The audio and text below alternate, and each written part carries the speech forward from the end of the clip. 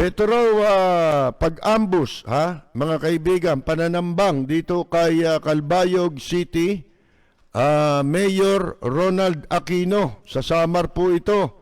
At ang iba pang mga pagpatay, hindi raw po dapat tratuhin bilang normal. Ayon kay Vice President Leni Robredo, mga kaibigan, at siya po ay nanawagan ng hustisya para sa napaslang na opisyal. At nauna na rito, yung pong pagkondena niya doon sa Bloody Sunday. Yung pong maramihang pagpatay na nangyari noong linggo laban sa mga militanteng grupo, mga kaibigan, na sinasabi nilang ito raw ay mga komunista. Ayan. Ayon kay Vice President Leni Robredo, sa kaso ng pananambang dito po sa alkalde ng Calbayog City sa Samar, na si Mayor Ronald Aquino, hindi normal ang pagpaslang na ito. It should not be treated. Hindi ito dapat tratuhin bilang normal na ang mga mayor, community organizers, lawyers, judges, journalists, children, and even victims of the drug trade are outright murdered in our streets or in their homes. Yan po ang sabi ni Vice President Leni Robredo. At ang sabi niya, ito raw pagpatay kay Mayor Aquino ng Calbayog na naganap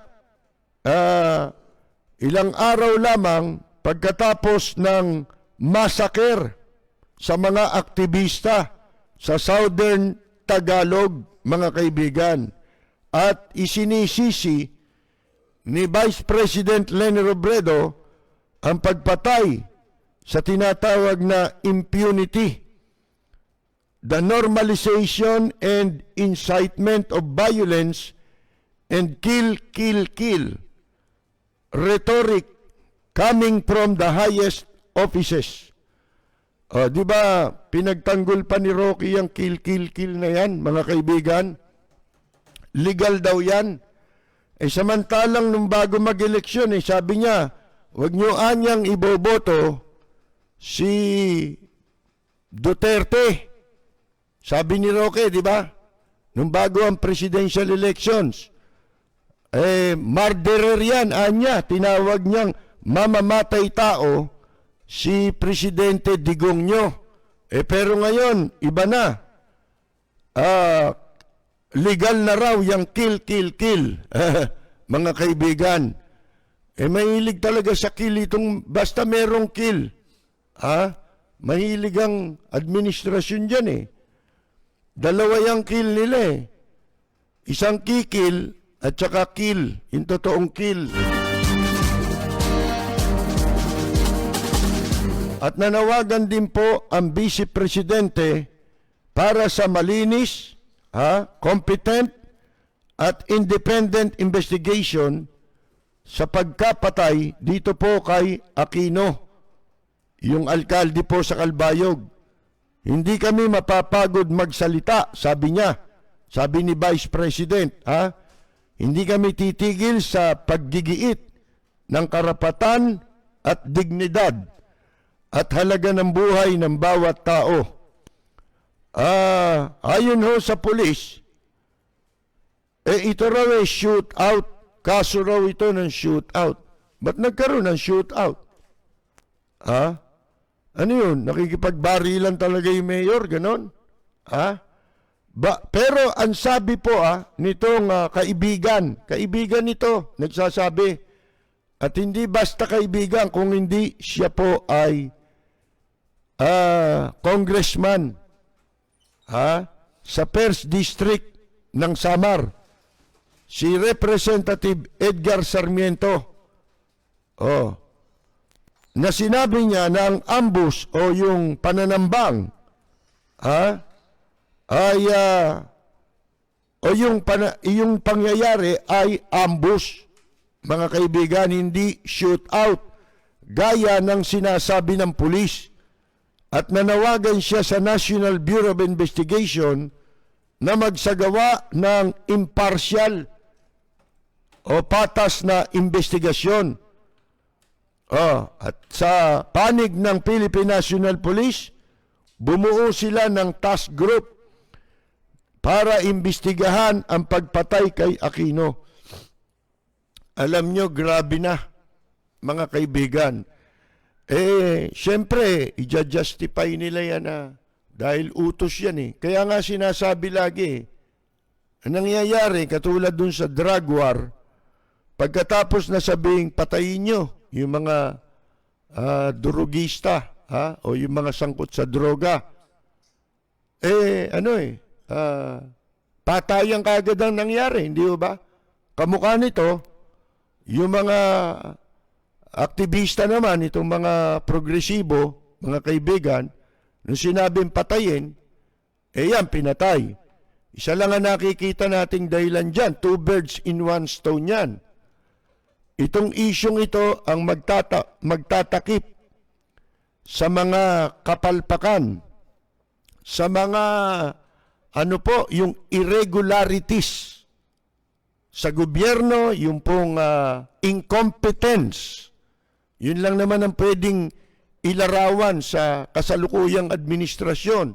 Kung ilalarawan mo siya sa isang salita, lahat yan, pagsasama-samahin mo ang kapalpakan, ang isa lang ang itatawag mo incompetence, mga kaibigan.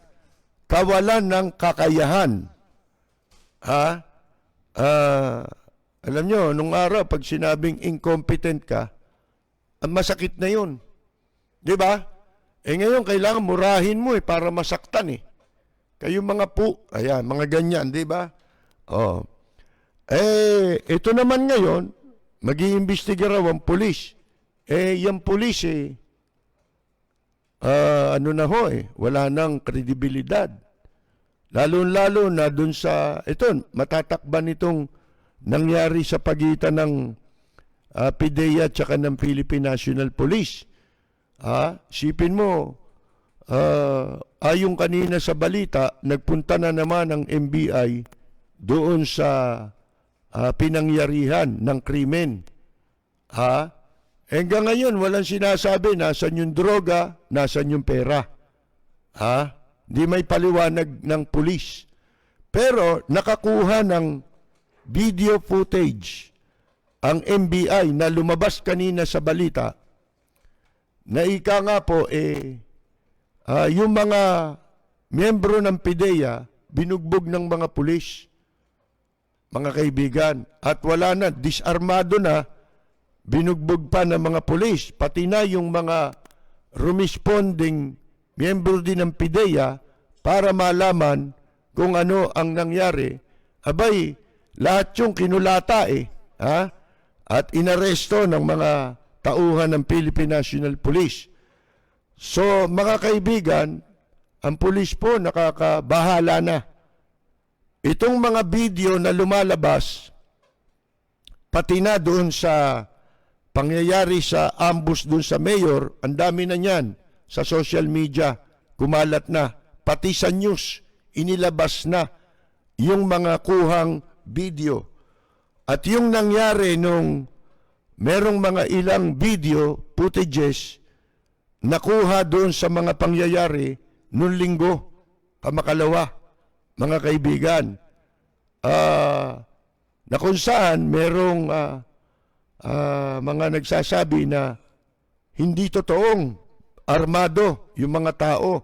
At ang magtataka kayo ito meron 2 korte kasi ito base na rin sa binigay na kapangyarihan ng Korte Suprema. Matagal na ito. Ilang taon na nakakaraan. Na yung 2 korte dito sa Quezon, isa sa Quezon City, isa sa Maynila,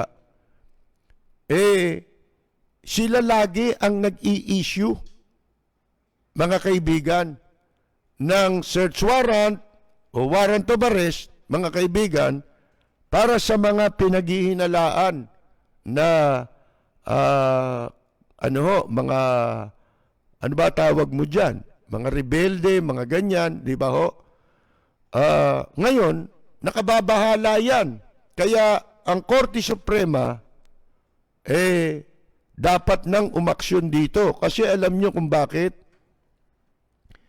Yung ibang mga warrant na na-issue nitong dalawang hukuman na ito sa Quezon City at sa Maynila, very notorious ito. Naging pusakal.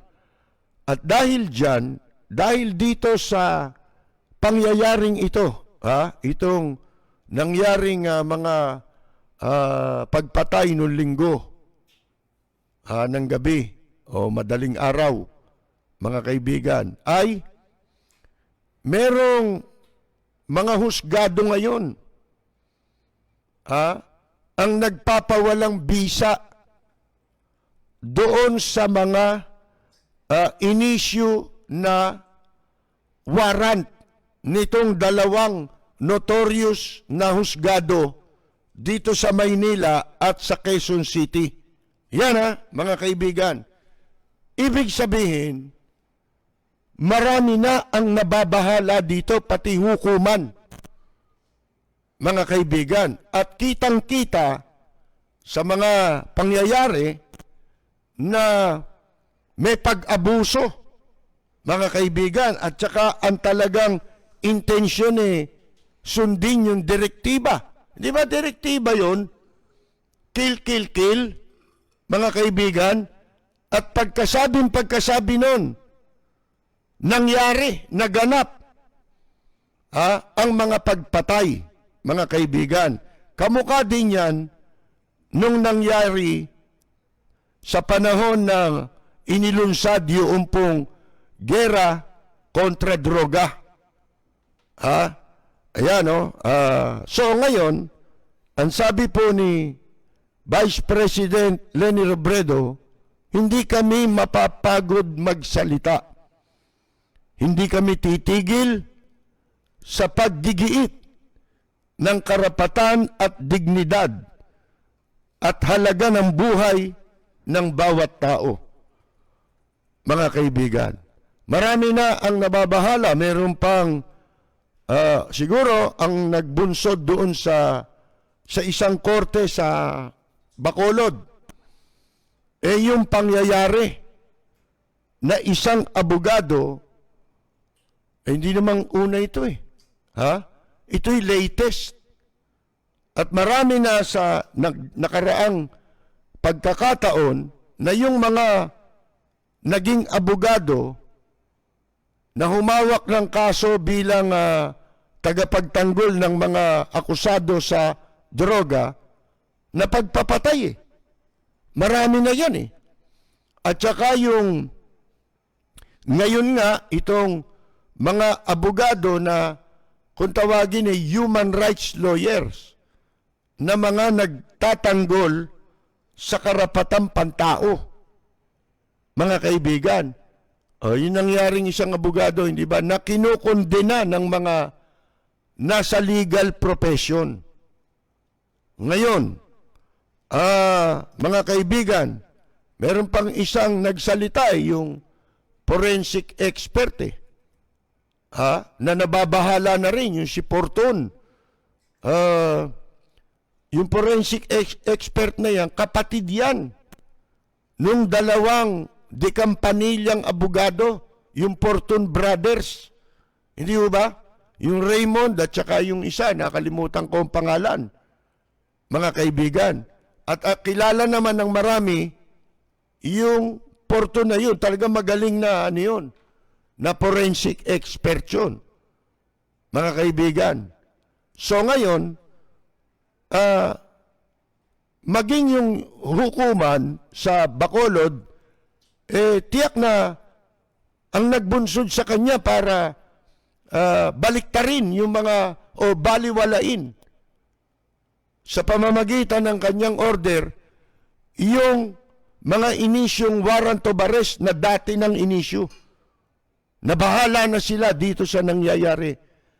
Pagkatapos, eto ngayon, dahil sa sinabi ni Vice President Leni Robredo na, di ba pati si Senador Trillanes nagsalita na ang Armed Forces of the Philippines ay kanyang binabalaan na huwag kayong sumausaw dyan sa ginagawa ng PNP.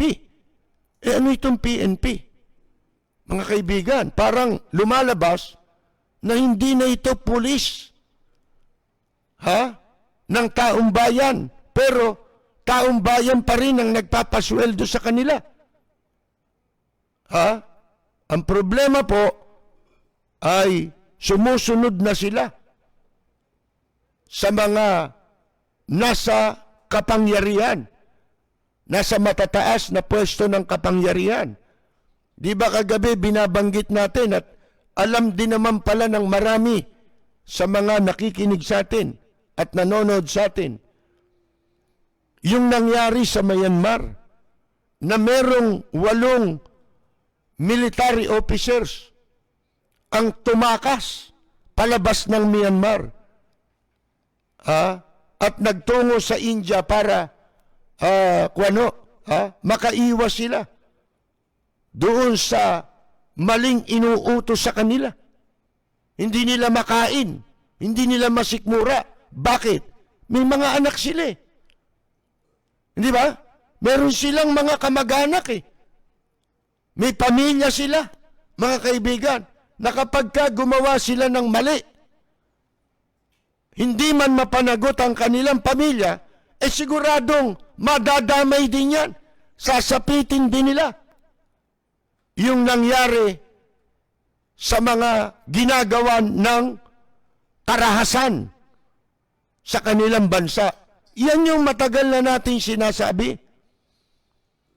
Na kapag walang kumibo at walang kumilos sa panahon natin ngayon, mga kaibigan, para tutulan yan pong ganyang klase ng pamamalakad, mga kaibigan, na ginagawa na lamang bisyo yung pagpatay sa mamamayan.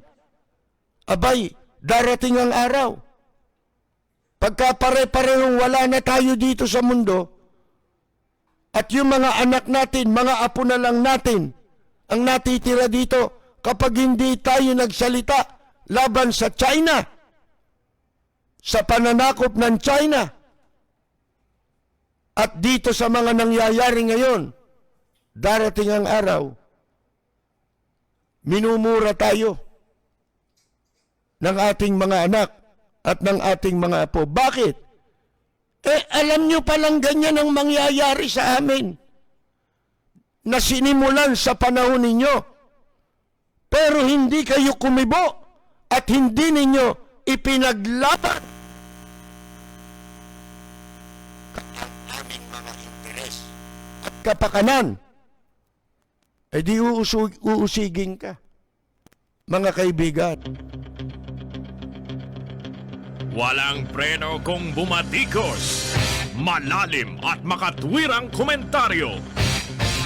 Mag-ingat ang mga politikong gumagawa ng kalokohan at baka kayo ay tamaan ng Rapid Fire! Ito yung binabanggit po natin kanina na merong isang korte. Pangalawa na yata ito. Meron pang isa sa parting Mindanao eh. Itong Bacolod City Regional Trial Court ay pinawalang bisa yung search warrant na inisyu ng Quezon City Regional Trial Court. Search warrant ito ang nasabing judge, mga kaibigan, si presiding judge Ana Celeste P. Bernad ng Branch 42, Bacolod, RTC. Kanyang ibinasura ang illegal possession of firearms and ammunition case na inihain laban sa mga aktivista. Siguro, nabahala ito, natakot na ito.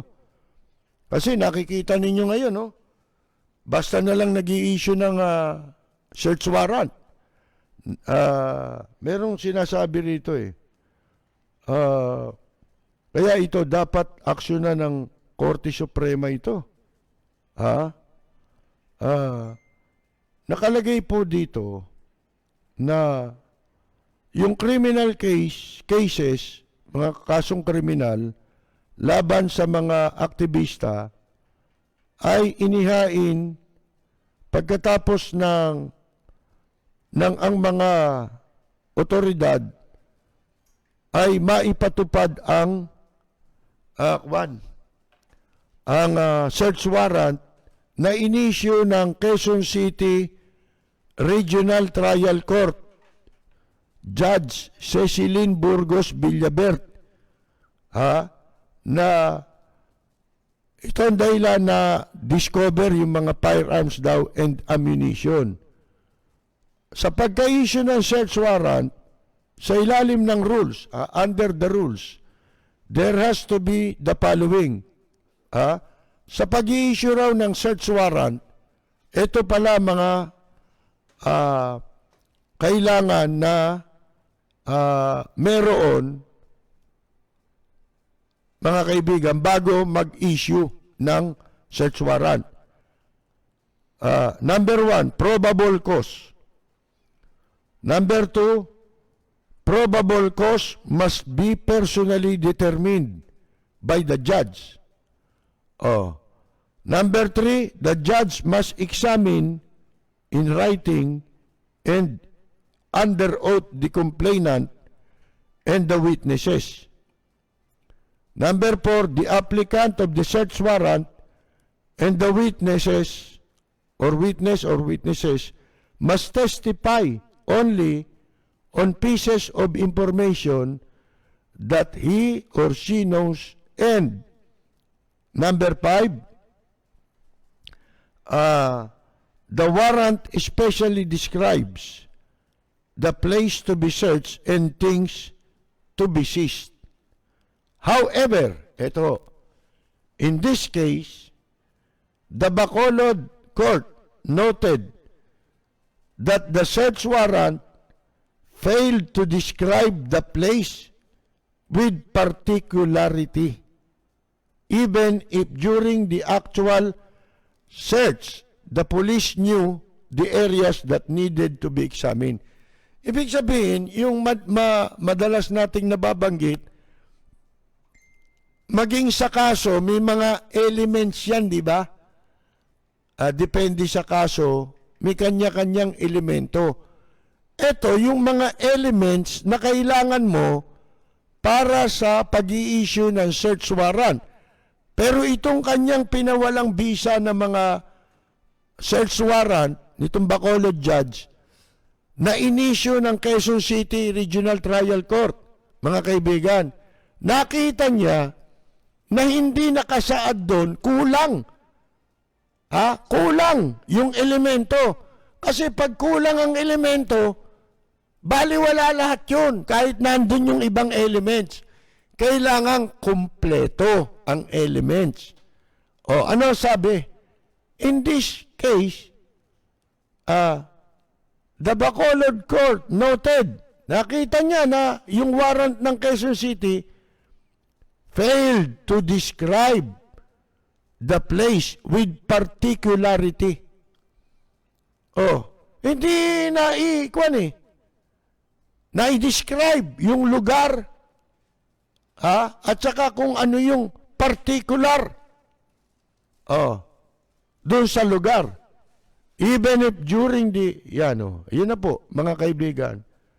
Sabi there was, therefore in this case, an infringement of the constitutional requirement that a search warrant particularly describes the place to be searched, and that infringement necessarily brought into operation the concomitant provision that the Constitution guarantees the right of the people to secure in their persons, houses, papers, and effects against unreasonable searches and seizures.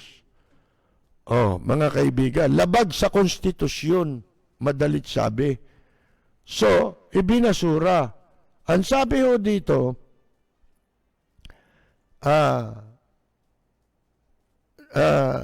this is the second time, pangalawang beses na raw po ito, that a trial court, na ang isang trial court, has nullified a search warrant issued by Quezon City RTC Judge Villabert. Sipin ninyo, pangalawa na ito. Notorious ito na judge, mga kaibigan.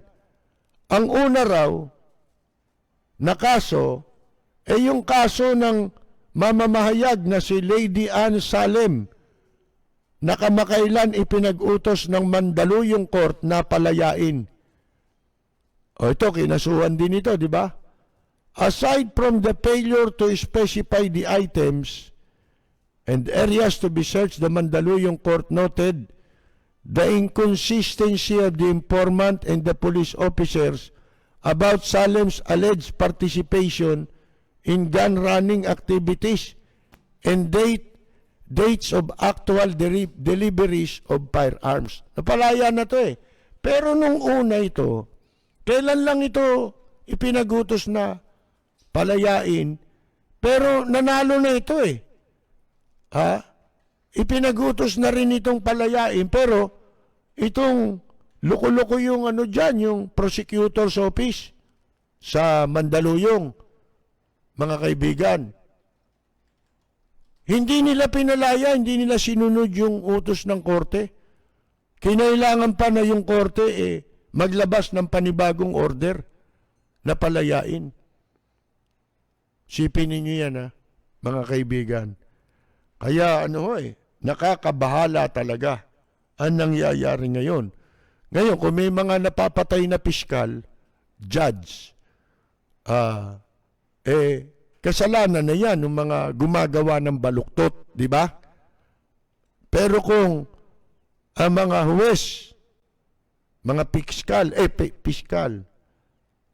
magkakaisa na sa katotohanan, hindi sila magpapagamit sa baluktot dahil inutusan ka. Merong pressure. Kung hindi sila nagpapapressure, walang magagawa eh. Di ba? O kaya ngayon, kayo may itong mga gago, kahit saan yan, kahit sa media naman ganyan eh. Pag may gago, banatan nyo. Hindi po pwedeng kukonsintihin ninyo. Di ba? O kaya, magkaisa kayo. Kasi pagka nagkamali ang isa sa inyo, madadamay kayong lahat. Nakita ninyo yung walang yang ambasador, di ba, na nambugbog ng kasambahay, si Mauro, mga kaibigan. Yun, ano nangyari? Nadamay ngayon lahat ng mga diplomat. Kasi patutupad na raw ng DFA yung bagong tuntunin na hindi na sila papayagang makapagsama ng kasambahay. Kung magsasama sila, kailangan legitimate na dadaan ang proseso sa POEA. Kita mo? Di nadamay lahat sa kanya, mga kaibigan. Kaya yun ang masama eh. Lalo na sa panahon ngayon, kailangan talaga puro pagkakaisa lang eh. Mga kaibigan, pagkat nakakabahala ang mga nangyayari.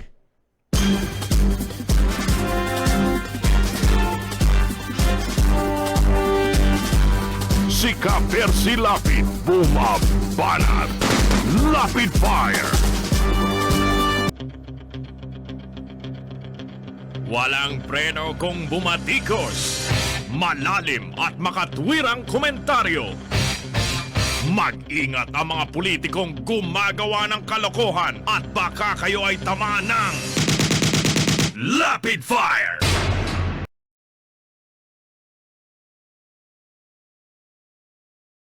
Ang mga tao,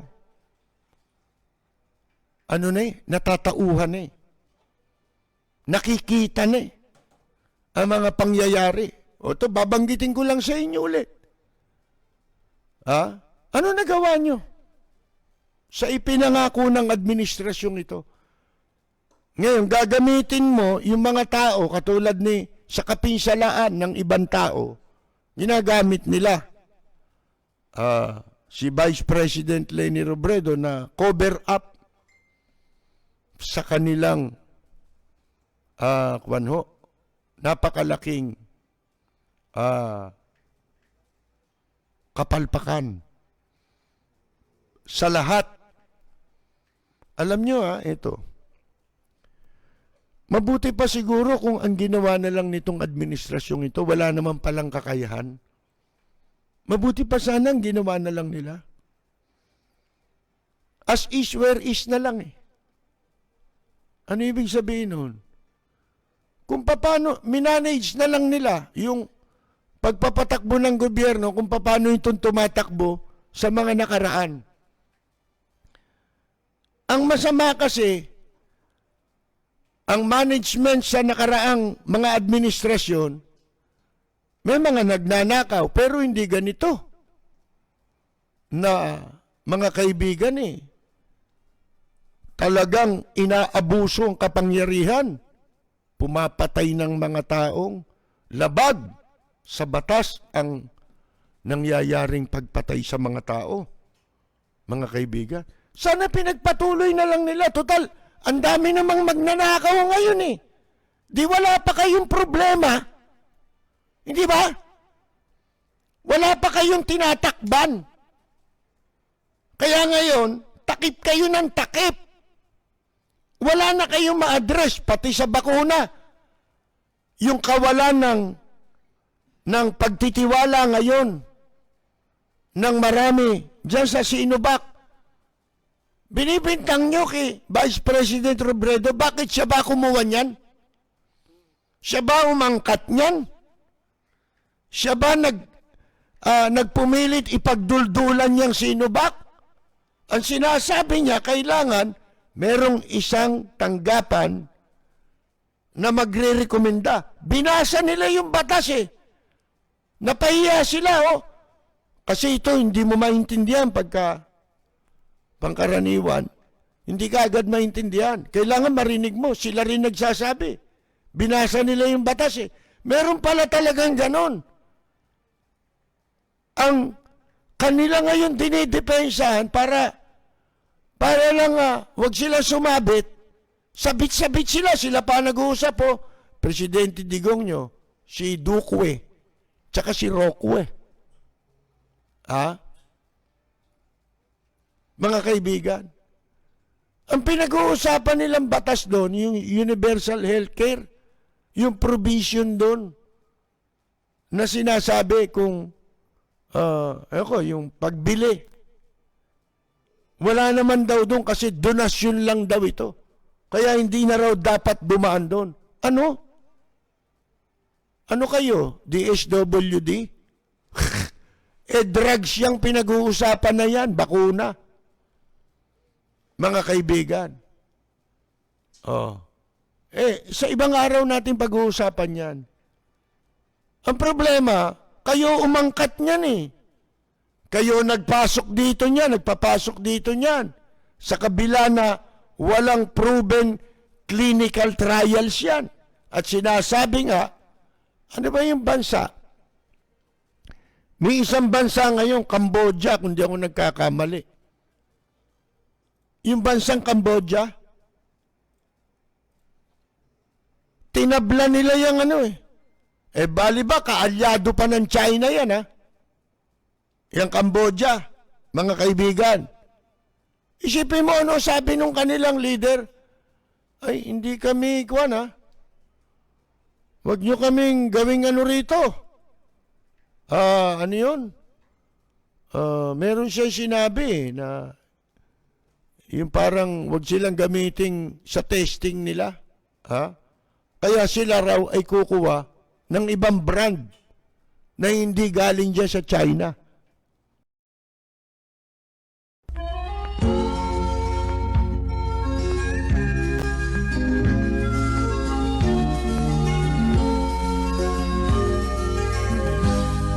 Sa bayan ko ay isa ang dahil dito'y wala ang pagkukunwari.